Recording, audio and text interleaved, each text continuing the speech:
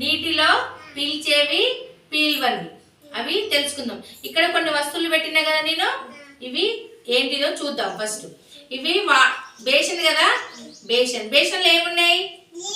నీళ్లు. ఇక్కడ 2 ప్లేట్లు తీసుకున్నాం. ఇదేంటిది? స్పాంజ్ అంటారు దీన్ని. ఇదేంటిది? స్పాంజ్. ఇది కాటన్ బట్ట. ఇది పాలిస్టర్ బట్ట అనండి, పాలిస్టర్ బట్ట.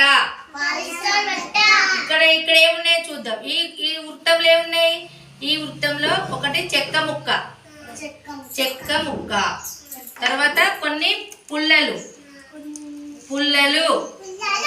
ఇదేంటిది? రాయి. ఇది రాయి. ఇదేంటిది?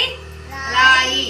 ఇప్పుడు మనము స్పాంజ్ తీసుకొని నీటిని ఏ విధంగా పీల్చుకుంటుందో చూద్దాం. ఓకేనా? మేఘశ్యాం చూడండి, ఇలా వేస్తున్నా.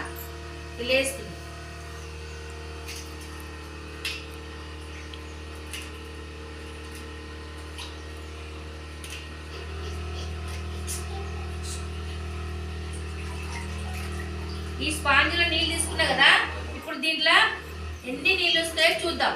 బట్టను స్పాంజ్ను గట్టిగా చేస్తుంది.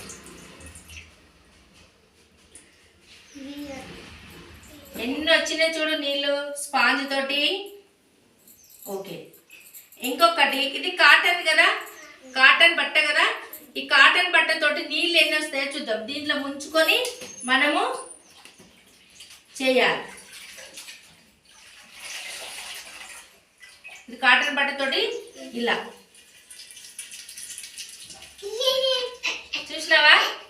ఎన్ని వచ్చినాయి? కొన్ని వచ్చినాయి కాటన్ బట్టతోటి కదా. ఇది స్పాంజ్ తోటి ఎన్ని వచ్చినాయి?